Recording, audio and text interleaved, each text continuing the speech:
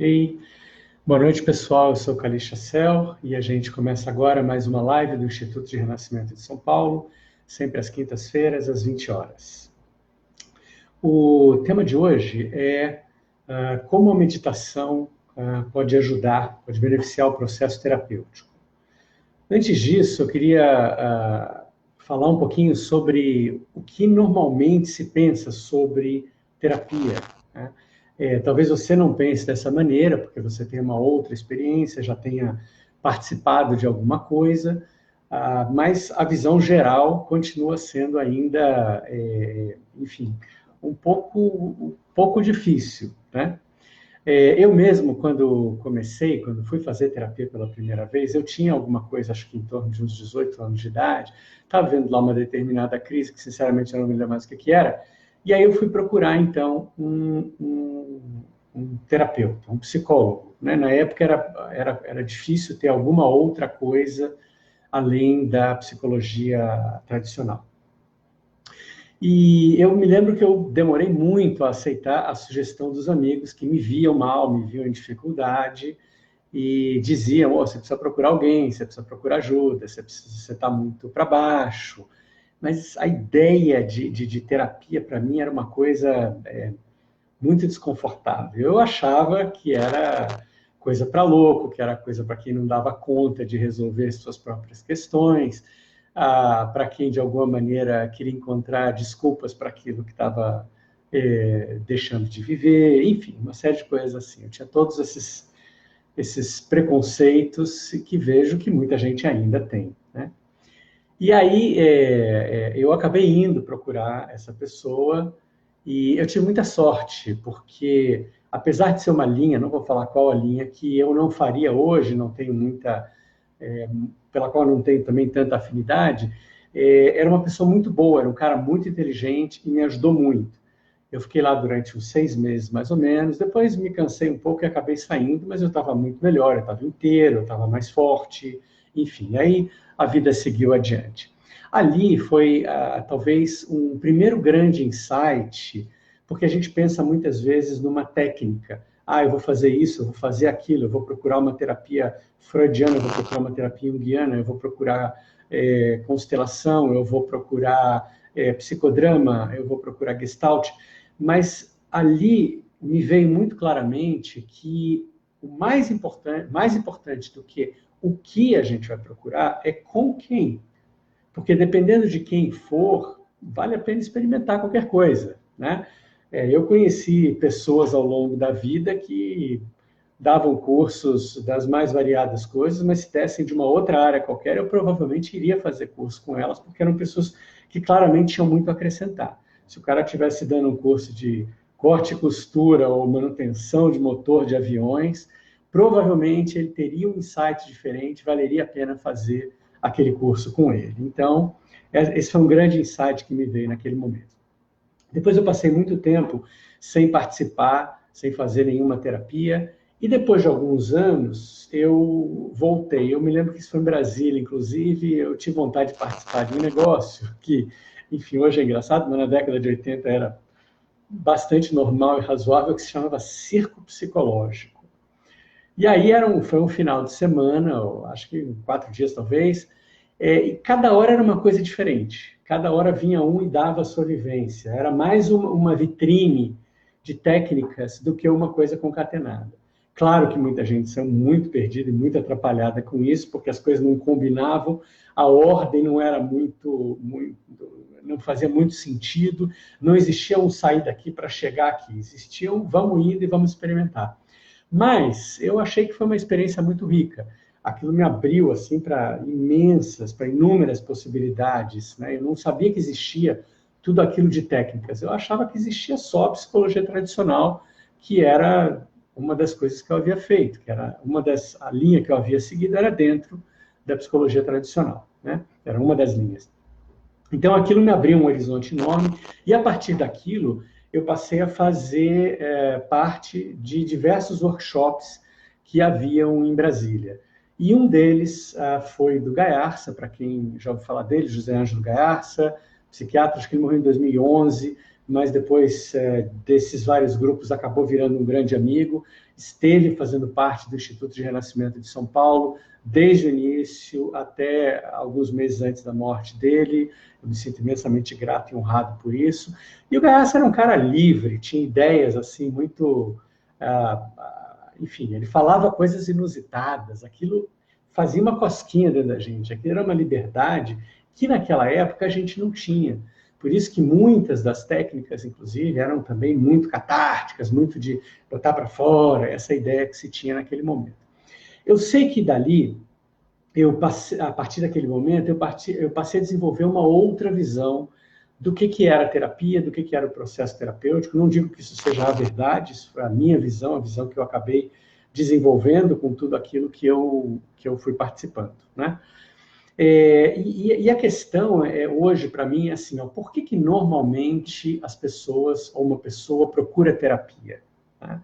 Então, dificilmente, num primeiro momento, pelo menos, é por uma questão de autoconhecimento ou de desenvolvimento pessoal.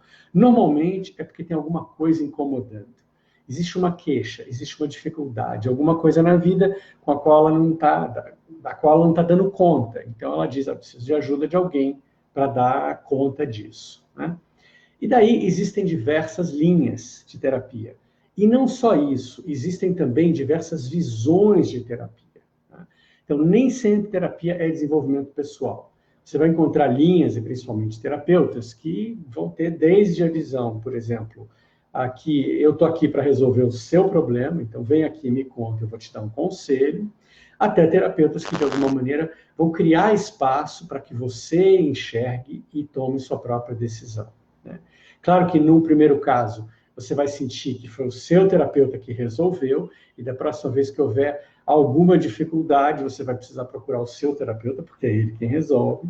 E no outro caso, você vai não só se dar conta de que você chegou àquilo, como você vai perceber, isso é um ganho pessoal, como você vai perceber também que você está, de alguma maneira, desenvolvendo um jeito de sentir, um jeito de perceber as coisas e se tornando cada vez mais livre, cada vez mais autossuficiente nesse processo de desenvolvimento pessoal. Né?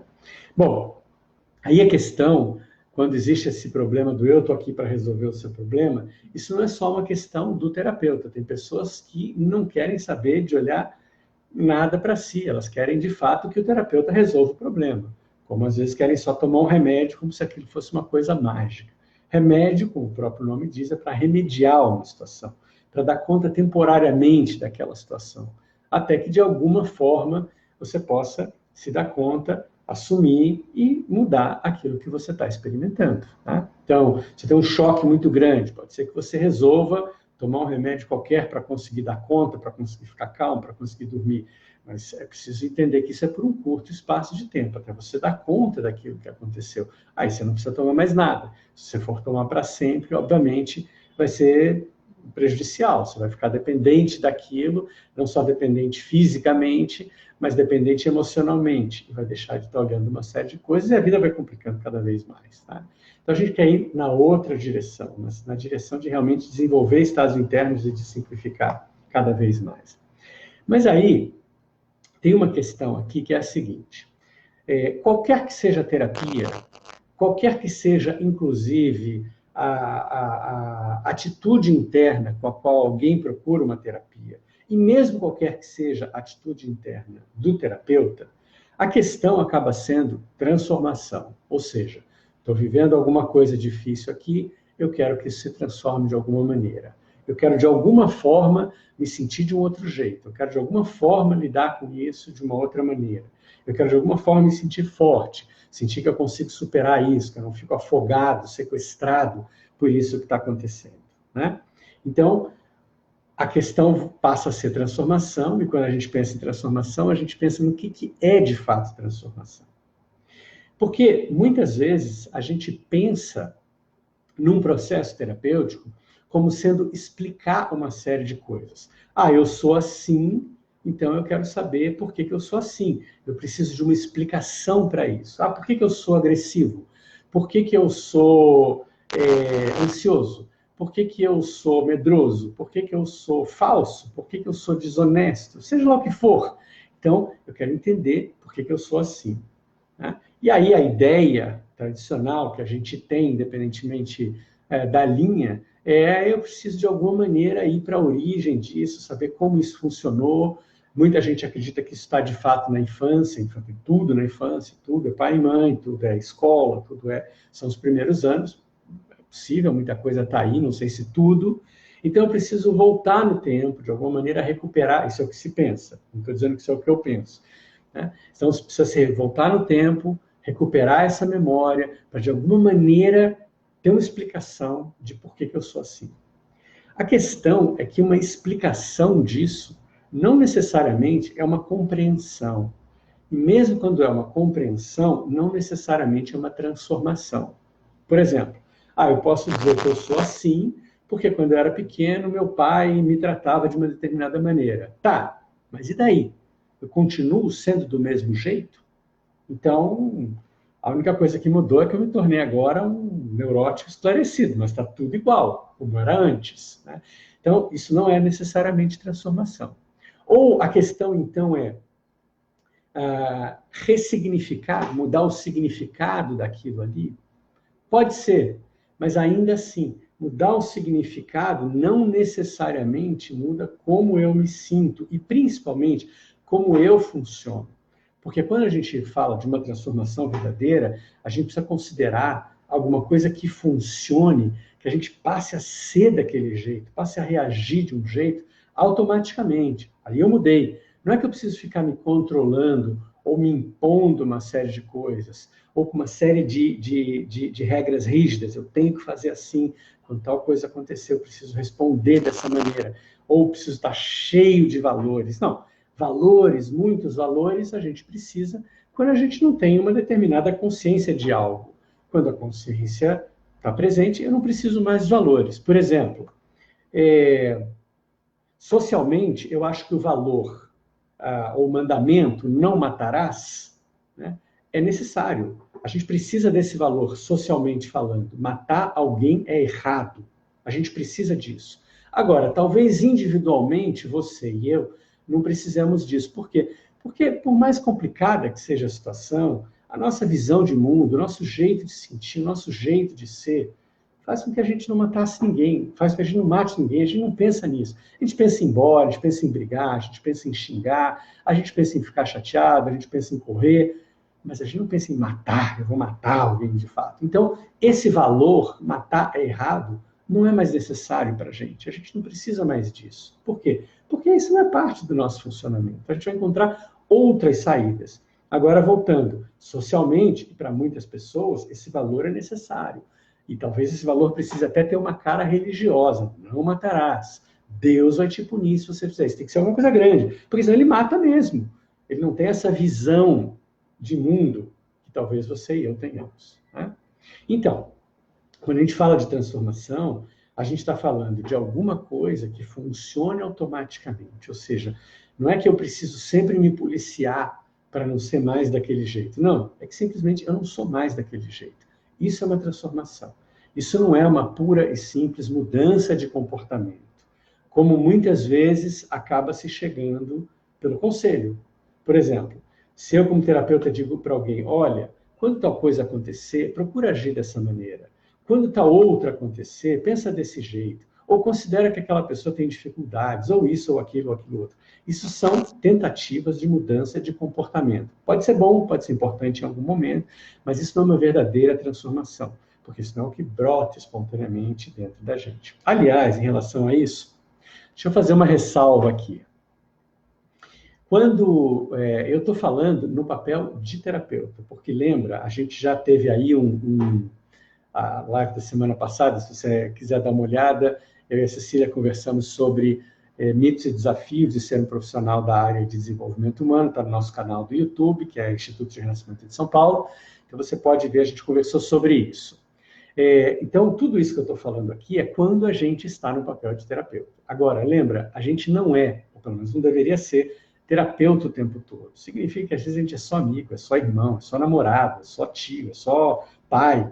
E nessa hora, muitas vezes, a gente não tem esse cuidado, a gente chuta o pau da barraca, a gente reclama, a gente diz tem que fazer isso. Eu já briguei com meus filhos um monte de vezes, né?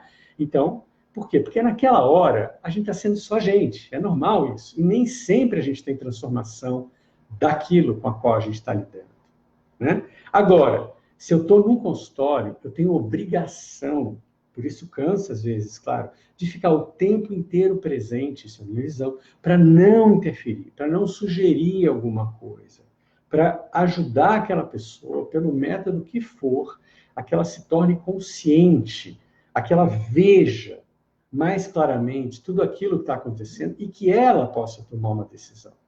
Inclusive, para na semana seguinte, ela não vir me cobrar dizendo eu fiz aquilo que você mandou.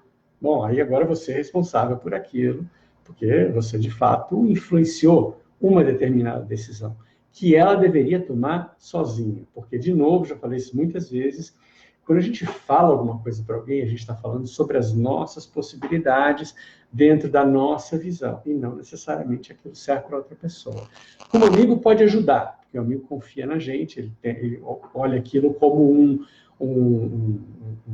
tem uma intimidade com a gente, ele olha aquilo como um desafio, ou uma ajuda, ou carinho, ou amor. Mas para o cliente não dá para ser assim, ele tem que chegar por si mesmo no ponto de transformação, tá? Bom, então, no que de fato consiste transformação? Se não é uma simples mudança de comportamento, e sim um jeito novo de funcionar, que funcione automaticamente. Bom, a primeira coisa é a gente entender o que é problema. Eu estou vendo aqui que tem gente que reclama que eu falo muito rápido. Eu vou tentar falar mais devagar. Mas eu tenho que me policiar para isso. Porque normalmente eu vou tendo as ideias e vou colocando. Mas vamos lá. Devagar. Então, quando a gente considera o que as pessoas trazem como uma dificuldade ou um problema, é algo que ela está pensando. Portanto, é um pensamento que ela tem, normalmente repetitivo. É algo que ela está visualizando dentro, imagens, uma cena que ela viveu ou que ela imagina. É algo que ela está se dizendo, portanto, sons que ela está escutando, ou da própria voz, ou de outras pessoas também, né? Então, na verdade, ela está numa determinada realidade naquele momento, que não é aqui fora, que não é alguma coisa compartilhada com todo mundo, é alguma coisa muito pessoal. Ela está vendo aquilo de um determinado jeito, que está criando sofrimento. Então, na maior parte das vezes, um processo terapêutico significa expandir um pouco a visão e poder ver as coisas de uma outra forma. Significa poder ver aquilo que era apertado de um outro jeito. E aí sim, talvez com isso está livre. Significa alguma prática, às vezes corporal, às vezes verbal, às vezes respiratória, que a pessoa de alguma maneira vai ter mais espaço e vão surgir novas ideias, que vai, de novo, fazer com que ela veja aquilo de uma outra maneira. Vai fazer com que ela não fique toda hora revendo aquelas imagens, aquela cena, que às vezes é algo que ela já viu, às vezes é uma coisa criada, fantasiosa, e vai fazer com que ela não fique se dizendo e repetindo sempre a mesma coisa. Já reparou quando é uma questão grave, que a gente fica repassando a mesma coisa? Às vezes uma conversa com uma determinada pessoa, às vezes no futuro, às vezes no passado, às vezes a pessoa até já morreu, mas a gente traz ela aqui para o presente, discute com ela e fala com ela, como se isso fosse levar a alguma coisa. Normalmente, isso só gera mais contração, mais repetição, mais sofrimento. Então, eu entendo transformação como, de alguma forma, ficar livre disso, ficar solto disso. Né? Porque, senão, a gente vai ficar só repetindo. Então, como a gente solta? E aí, então, sim, entra a meditação. E quando eu falo em meditação, bom, tem duas coisas que às vezes se confundem quando a gente fala de meditação. Uma é o exercício de meditação. Então, por exemplo, eu me sento, fecho os olhos, fico em silêncio. Isso é o exercício. E a outra coisa é o estado de meditação. A gente não tem controle sobre isso. Isso às vezes acontece e às vezes não. E não dá certo eu buscá-lo. Se eu ficar tentando chegar nesse estado, bom, isso já é mais pensamentos, a gente não vive isso. Mas ainda assim, existe o exercício de meditação, que é muito útil, pode sim ser um processo terapêutico muito eficiente. Existe o estado de meditação, que é imensamente terapêutico, já falo disso. E existe também a visão da meditação, que também ajuda na respiração. Tá? Então, como que a visão da meditação ajuda? Porque a visão da meditação é uma visão de observar e não se prender àquilo. Observar e não conversar com aquilo. Observar e relaxar o corpo. Observar e manter a respiração acontecendo. Por quê? Porque normalmente esse processo de sofrimento, de angústia, de aprisionamento, se resume a ficar preso no que eu estou falando, no que eu estou dizendo, no que eu estou vendo, ou seja, mental. Ficar preso na respiração, a respiração diminui, e tensionar o nosso corpo. Então, se eu não faço isso, que é o que a meditação diz, eu já estou muito na direção da transformação. Então, isso é a visão da meditação ajudando no processo terapêutico. Ou seja, criando o que se chama de desidentificação. Eu acho que eu sou isso e agora eu me desidentifico e me dou conta de que eu não sou isso. Eu penso isso às vezes, eu me perco às vezes, eu caio no buraco às vezes, mas eu me lembro de novo e saio. E vai ficando cada vez mais claro que eu não sou isso. A gente vai ficando, na verdade, cada vez mais separado, mais distante, mais livre daquilo que, de alguma maneira, estava atormentando a gente. Isso é a visão. E é também o exercício. Então, quando a gente está com uma determinada questão terapêutica, é possível, sim, a gente fechar os olhos e começar, talvez o melhor termo seja esse, a acompanhar aquilo que a gente está experimentando. O que é acompanhar? Bom, acompanhar é perceber sem interferência. O que é perceber? Bom, perceber é sentir, ver, ouvir, basicamente. Então, se eu estou com uma determinada questão, em vez de eu ficar mais ainda tentando chegar a alguma coisa, eu estou apertado demais para isso. Não tenho inteligência suficiente para chegar a algum lugar. Se eu puder apenas fechar os olhos e respirar fundo, bom, primeiro, já comecei a soltar a respiração. Aí eu solto um pouco meu corpo também, deixei o corpo solto, é o outro passo. E depois eu começo a escolher não discutir, não conversar com todo esse conteúdo. Essa é a parte mais difícil, no início pelo menos, né? No início de uma jornada, no início de uma prática. Por quê? Porque a gente está muito acostumado, muito condicionado a resolver. Não, eu tenho que pensar sobre isso. Mas você já tentou milhares de vezes e dificilmente a gente chega a alguma coisa assim. Então, se a gente puder ficar quieto só nisso, descansar um pouco nisso e acompanhar nessa hora, então, significa eu percebo os pensamentos que estão passando, mas eu não faço nada, eu só acompanho. Acompanho o quê? Acompanho o surgimento deles. Há instantes eles não estavam aqui, agora estão. E acompanho o desaparecimento deles. Eles estavam aqui e agora não estão mais. Tem um outro no lugar. Eu acompanho isso, sem interferir, sem agarrá-los aqui, sem mandá-los embora, sem conversar, sem rejeitar, sem trazer para perto. Eu deixo onde eles estão. Não é comigo. Isso é uma certa indiferença que a gente desenvolve interna. Vê, não estou dizendo uma indiferença em relação à nossa questão. Nossa questão pode ser grave, a gente está apegado a ela. Eu estou falando, na hora dessa prática, aos conteúdos que vão acontecendo. A eles a gente não se apega. Bom, acompanhar é também sentir no meu corpo onde isso está presente. É uma pressão na barriga? Então, acompanhar significa sentir essa pressão, perceber como ela se desenvolve. Ela era fraquinha, agora ela está mais forte. Ela começou a subir aqui para o peito. Eu estou notando que tem uma coisa que está apertando aqui agora, e agora eu começo a perceber uma lagriminha escorrendo. Isso é acompanhar. Eu não estou fazendo isso, eu não estou impedindo isso, eu não estou ajudando isso. Eu não estou falando sobre isso, não tenho nenhuma opinião a esse respeito. Eu só estou vivendo aquilo, ou seja, deixando que o meu corpo viva aquilo que ele está vivendo nesse momento. Acompanhar pode ser também perceber que a minha respiração às vezes prende.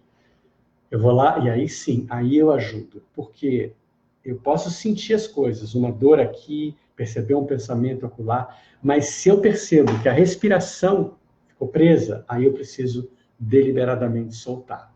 Se eu percebo que o corpo tensionou, aí eu preciso deliberadamente soltar. Então, isso a gente faz. Se eu percebo que eu me agarrei a alguma coisa e estou de novo agora discutindo com algo, aí sim a gente precisa soltar. Essas três coisas, pensamento, respiração e corpo. O resto a gente não faz, a gente só acompanha, a gente deixa acontecer. Tá?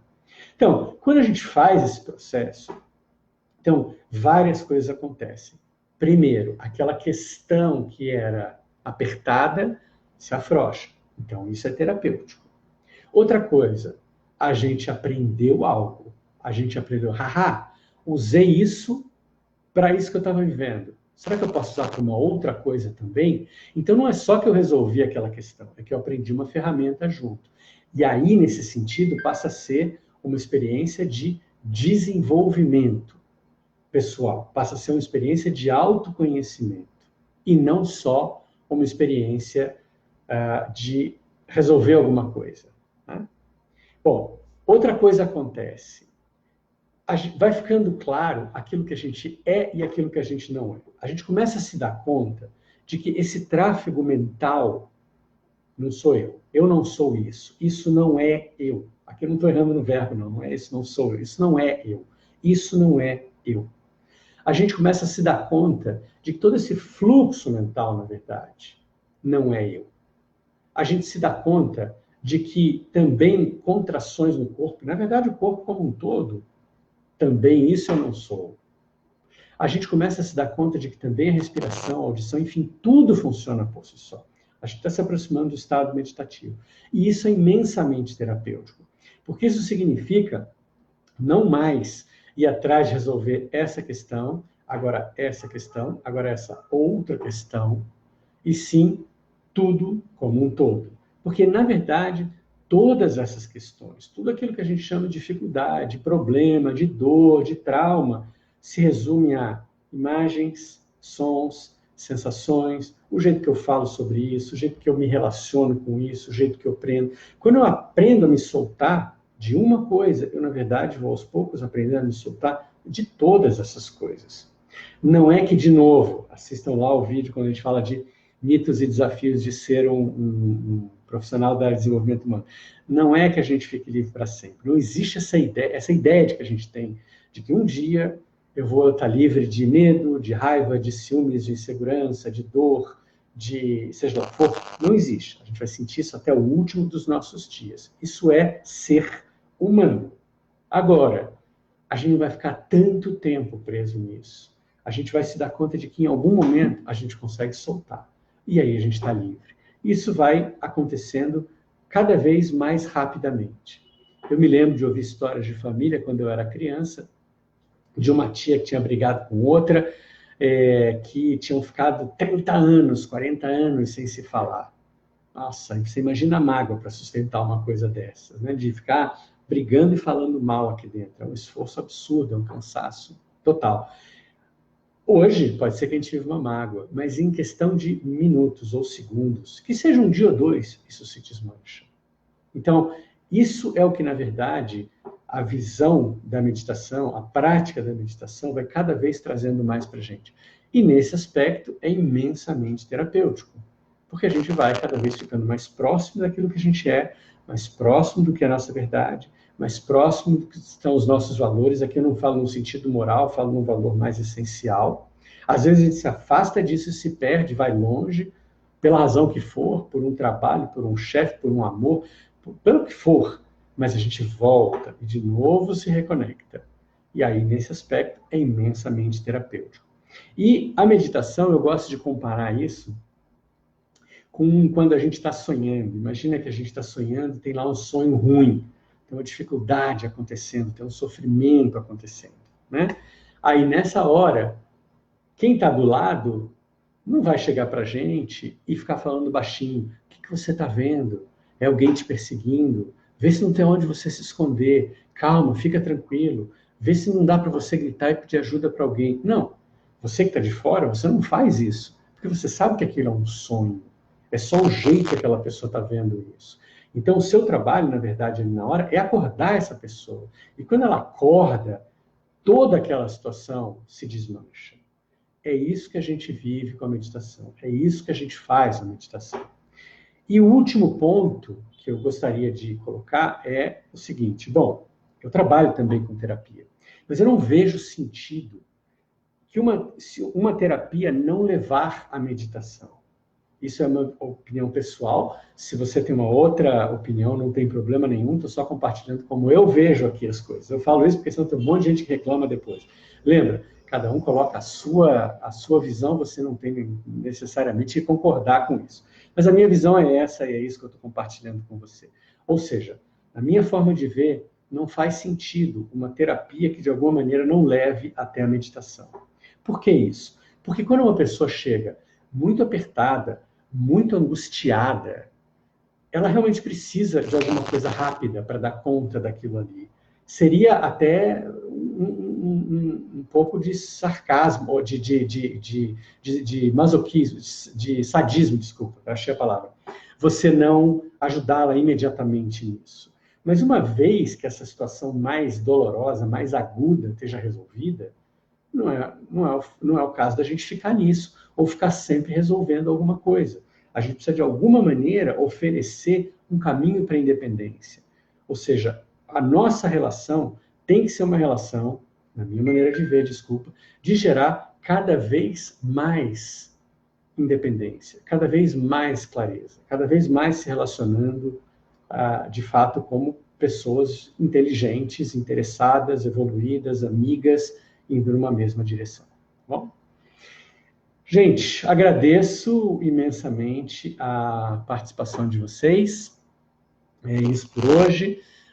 Na próxima quinta, a gente se encontra novamente aqui para mais uma live, de novo, às 20 horas.